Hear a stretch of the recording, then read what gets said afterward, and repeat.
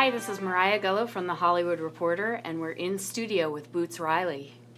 What's up? How you doing? All right, I'm doing good. All right, I'm going to start off by I want to go 10 years into the future, and I want to look back on 2018. Okay. Do you see kind of the shaping of a new genre with 2018 in films? Yeah, I think that's kind of how it works is like the industry kind of shapes what's there based on this worked before, so here's the kind of things we're funding, and so then people even write based on what gets funded. They'll be like, a lot of people will be like, oh, I'm writing a low budget slasher flick, because they've seen those and somebody will give them money for it. Or I'm writing a romantic comedy where they travel to Paris, so, and so it kind of categorizes that. And then every now and then somebody will do something different. So they'll make this thing, and then it's kind of known people want something more. But then, unfortunately, it's like, okay, that new thing is the thing that's getting funded, so I'm going to make some more of that. It should just open it up like, look, we don't know exactly what people want. They want something new that they haven't seen before, not just, I don't know, how after Wes Anderson came out, there was all these, like, I Heart Huckabees and all that kind of stuff that kind of was trying to get into that particular market. There will be people copying that, or maybe not necessarily copying it, but influenced by it. But then, and that'll be the folks influenced by it, that'll be a little bit more honest. But on the other hand, then there'll be people that know that they can get funded by being like, this is like Sorry to Bother You. And I don't down them for that, but that's unfortunate that the folks that are funding have to have that. Right.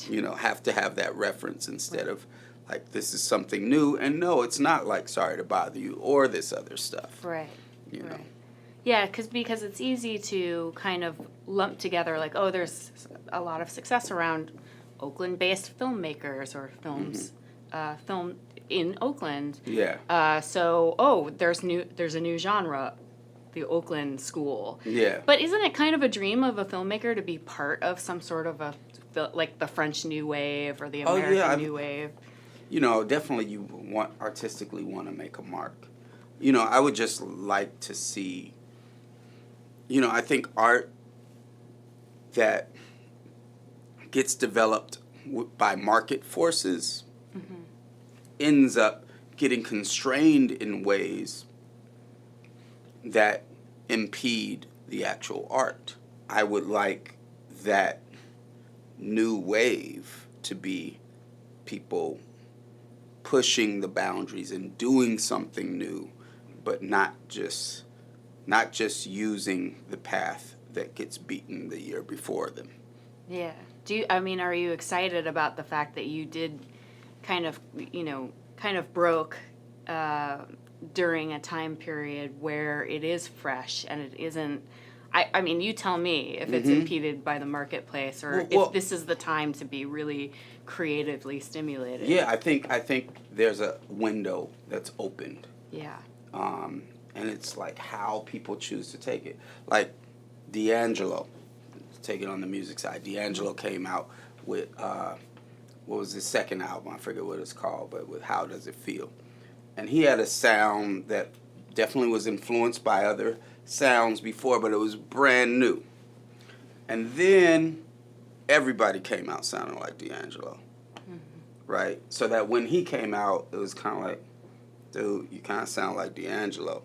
I mean, you are D'Angelo, but you sound like all this other stuff that came out that sounds like D'Angelo. And that's because that was what was getting pushed, like, oh, we got an artist that sounds like D'Angelo, we could get him on the radio. That's the same thing. It's the same thing with film. And, I think there's brilliant artists who are already filmmakers and who could become filmmakers. And I think hopefully the through line is pushing envelopes, telling good stories, and having a passion behind it. And then that creates, through that combination of their passion and their life influences, creates something else that people won't say looks like Sorry to Bother You or this, but they'll have the spirit Right. of that. Are you bracing yourself for the possibility that you're going to see a major movie studio do some sort of a knockoff of Sorry to Bother You? You know what? I'm not thinking about that too much, but yeah, I mean, just if you look at history, how that happens, it'll happen. They'll be like, it's like Sorry to Bother You, but it has a gorilla and a 20,000-foot plane that's about to crash into Chicago, or something like that. And it cost $200 million to make. So, but and that's how it goes. So I'm not worried about that because I think what will shine through are the people that are doing the stuff they love. Right. Yeah. Sorry to Bother You covered a lot of issues: the economy, cultural appropriation, race relations, corporate corruption, gender politics. Are you going to need to take a break from these subjects, or are you heading full steam into the next project with those? I don't know how I could take a break from those right. and stay connected to the way the world is. Right. So yeah, it's just it's funny because I've seen people make a list of what the movie handles, and I really hadn't thought about that it handles those things. I knew, because it all grows out of just heightening the contradictions of situations, and having those situations grow out of the main story, and also trying to talk about the larger philosophical ideas that grow out of those situations or put those situations in context. And so I didn't have to go like, oh, I'm going to handle this, I'm going to do that. It's just kind of what happens when, you let the light refract off of the other reflections that are there. You spent a lot of time with Sorry to Bother You now. Have you been satisfied with how audiences have reacted to it? Yeah, it's always fun sitting in a screening. People kind of have a lot of the same things they laugh at. Some of the stuff in it, people aren't sure whether they should laugh or whatever, but it does something to them. It makes people uncomfortable, it makes people squirm, or things like that. And I love messing with people. Collective bargaining was featured prominently in this movie. Mm-hmm. Are you excited to be a director now, knowing that you're going into the filmmaking industry, which is still a very strong union, at least in the United States?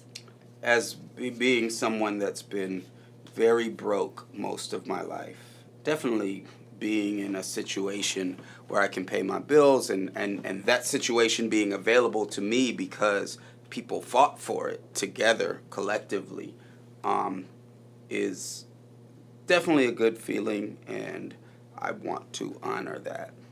What I'm really excited for is that idea of people fighting together and uniting together on the job seems like something that is spreading past the things that are traditionally unionized, and going further into the 93% of working people that are not organized. That excites me. You've been nominated for some Independent Spirit Awards. What do you think about the awards process, the awards season? Yeah, it's fun. There's a lot of alcohol and hors d'oeuvres. I like talking about my movie. I like talking about movies and going to movies. So that's really part of the big thing, is getting more people to see the movie. And the awards season allows for some of that. And the award season is kind of like, getting other people that are filmmakers of some sort, or critics or producers or whatever, which I guess is a filmmaker, to see the film and to kind of know what I'm up to. So it's kind of also collecting people that are like, I'm down with that. Tell me how I can help something else like this happen. And it's good to see that there's a lot of that. There's a lot of people who are in the film industry that want to be making films that have to do with their passion for the world and didn't know that they could. You took some issues with the historical inaccuracies in BlackKklansman.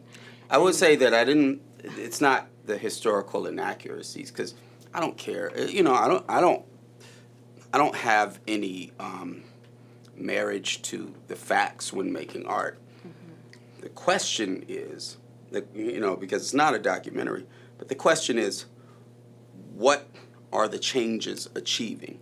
What is your political point that you're making with those changes? Because that's what's happening. I mean, I was a telemarketer. Most of the stuff that happened in my movie didn't really happen. What are the embellishments that I made? What am I saying with those things? Right.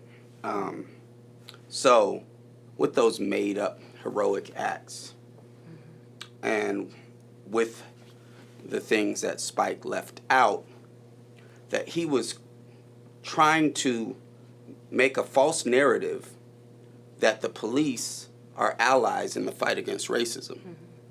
The real Ron Stallworth, he infiltrated the Progressive Labor Party, which was a radical organization, and he was doing that at the time. But at the same time as he was working with the police to invade the Klan, and he was the police and also talking to the FBI every week, he was infiltrating the Progressive Labor Party because their slogan was, "Smash the Klan." This is not in the movie. So he infiltrated that group because they didn't like that they were wanting to break up Klan rallies. Mm-hmm. So he'd go to the POP meetings, which were about smashing / stopping the Klan rallies, find out what they were going to do, and report that to the police, who the police then had their guy in the Klan, and magically the Klan avoided having their rallies stopped. So it's not that it's just historically inaccurate. It's that this movie is telling the opposite story of why the police infiltrated the Klan, and telling the opposite story of what Ron Stallworth was doing. The real thing that happens in there, and I want to say everybody in that movie did an excellent job, from the actors to the cinematographer, and even with my problems with Spike, he's a master storyteller. He did it. My problems with him are his political choices. Politically, he's got an agenda, like we all do. We've all got a political outlook and agenda. I wanted to talk to you a bit about Tessa Thompson's character, Detroit. Was it important to create a new kind of love interest role, somebody who is a fully fleshed out person, independent of the main character? Are you writing women you know? Really, I wrote me. Yeah. That's, I wrote me, and because I think maybe it works out better if you write them from the inside, and you have some idea that we're all human, and there's often obviously different details. So it's, what would I do if I was in that situation?